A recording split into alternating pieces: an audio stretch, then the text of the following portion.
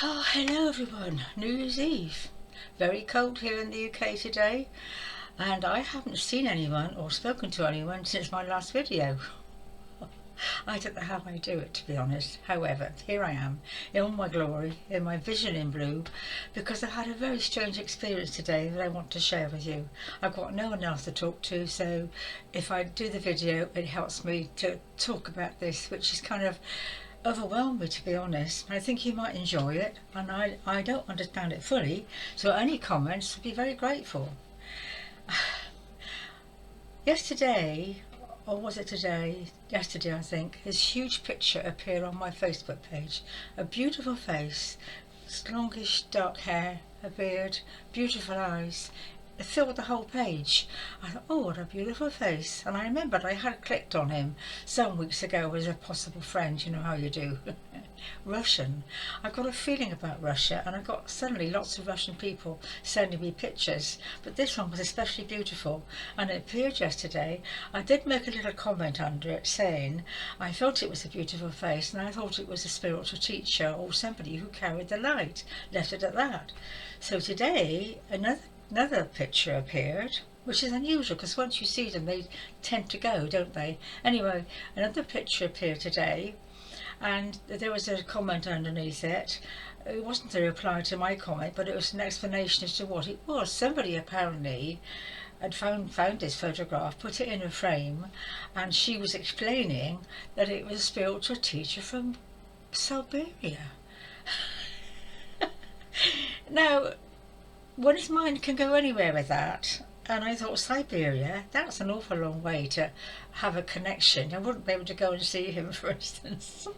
And I sat for a while, and I can't explain the feeling. It was like a very warm connection with this being. I felt I knew him. It was very warm. I had a few tears, and I thought, oh, I'll sit and meditate to see what comes up. And it lasted the whole morning. I had a meditation, and it was very, very deep, very beautiful. And then I was aware that I was having a conversation. Now, I have lots of spirit friends, and they don't speak in words. This is very frustrating for me because I love words, as you can see. But they seem to talk either in light codes or through the thought or through the soul, but I don't get words, which is very frustrating. But I was aware there was a lot going on. I got my breakfast and tried to be as practical as I could, and this was sort of going on at another level. It was just, I just knew we were having a conversation, and it was so strong. I had my breakfast. I've got to go and lie down again, which I often do after breakfast to recover from getting up. I think I've said this before. So I lay there for about an hour, and I thought, as I've been anaesthetised, that the heaviness and the power was like just overtook me for a while. And I still don't really understand what it was all about. It's just about wearing off now, and I thought I've got to do this video to share it, to see what's going on, because when I talk about things I often do get an insight. So it's quite a brief video, and probably about, I'm not sure it's due anyway, but it is New Year's Day tomorrow, and I thought, would it be nice to sort of get this off my chest? And it wasn't a frightening feeling at all. It was just, and I mean, I don't know what you would make of it, but my not immediate thought, but after a while of thinking about it, I thought, that was Yeshua that I used to know in Jerusalem 2,000 years ago. I thought, don't be daft, he's in Siberia. But is he in Siberia? And is that just a story somebody's made up for this beautiful photograph?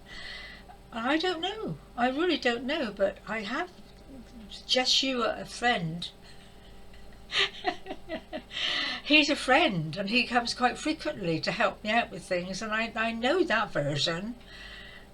And he's quite fair and very tall and very athletic and very beautiful. Sort of longish, the picture you get in churches, which I don't think would be him at all, because of course he was Jewish. Now this guy looked a bit more like the Jewish version. Siberia.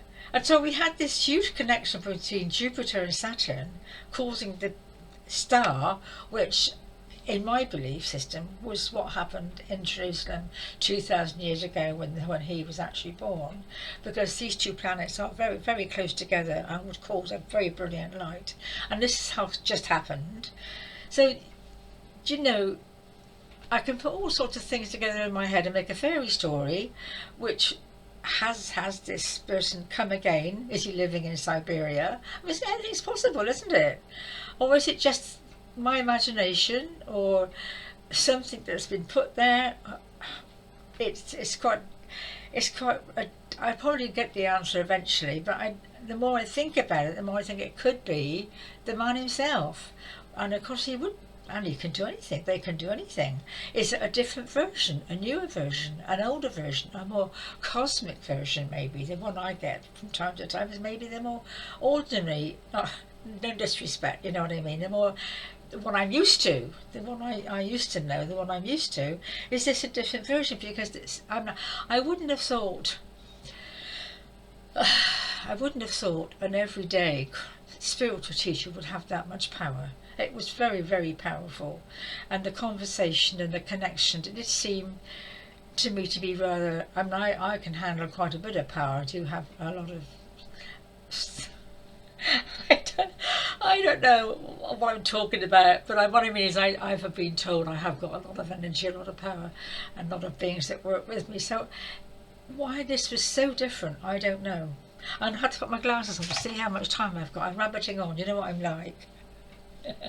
Or 6 minutes. We'll make it a brief one anyway, because I'm just. It's very frosty outside, very cold, very frosty. I haven't. Did I go out? Oh, yes, I did. I went to a dentist on Tuesday, did some shopping for Christmas. But I say I haven't spoken to a soul. My daughter didn't ring. I haven't seen anybody, of course, so I do wonder if I'm losing my mind. With this kind of isolation. Well, maybe I am. Maybe we all are. Maybe that's what it's all about, losing our minds for a new one. And I put my colours on today, my blue spiritual colours. And I've changed so many times because I was so frustrated with myself. I'm just aware I'm looking older all the time, and I hate it. I cannot cope with old age, believe me. I find it very, very difficult. And I know there'll be lots of things, people have said lovely things, but for me, I'm very vain, as you can gather. And this saying came to me from, I think it's the Summit Lighthouse. I am changing all my garments, old ones for the bright new day. With the sun of understanding, I am shining all the way.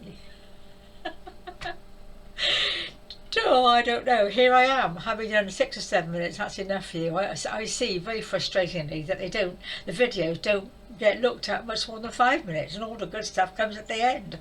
So I'm asking myself, why do I do this? Why do I go on for so long? Probably I enjoy it. Perhaps it's self-indulgence. Anyway, I think that's the story. I mean, I could obviously speculate for quite a long time about it, but my feelings are that it's the man himself come to the earth, living in a very remote place, and maybe just that was just an image for me, because this happened to me before with Sananda.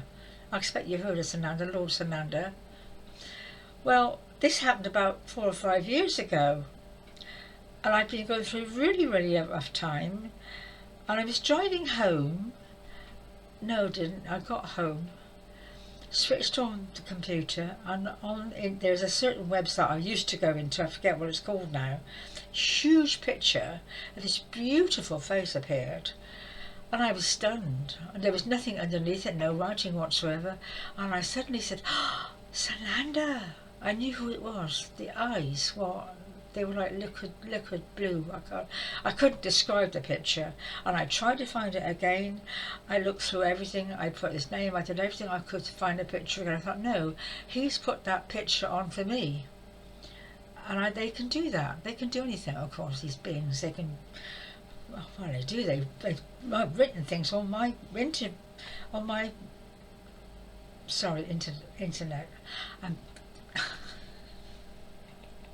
I'm switching between planes, so I've had a picture, but I wish somebody else could see it. And it doesn't matter. I know it doesn't matter, but the fact that it was so very, very, very, very powerful. And I think, well, why was it so powerful if I've known him for a very long time, and I see him just as a friend? He pops in and out and helps with people, but I suppose they all have different versions of themselves, you know. And And how do we know? I mean, somebody would know out there. I expect some very clever person, but I'm just a very ordinary person, which is probably why they come to me, because I haven't got. I don't think I've got a lot of learning. I don't know. I'm supposed to be a very simple soul, but then I think unless you become a little child, you can't enter the kingdom of heaven, they say. I do think I'm very childlike at times, and maybe that's my attraction. I don't know. But I'll just go back to the quick story about Sananda, because it is quite relevant. I mean, you might enjoy hearing it. Um, I just, I felt him pulling me across the Great Divide. Now, there was a Great Divide, and I was aware that I was being pulled into a different dimension. And I've learned since that I was living in a parallel universe. This may sound a bit complex, but it helps me to talk about it. Indulge me. The parallel universe to the one we're in now, and it's not a very nice universe. It's almost the opposite. Everything. This was on Star Trek some time ago, actually, a story about this. How I think it was Captain somebody or other went into the parallel universe, and everything's exactly the same. The people are the same, but they are not loving and kind. They are the opposite. It's called counterpart. Everything's opposite. And I was thinking, well, only recently. See how old I am. I'm not going to say.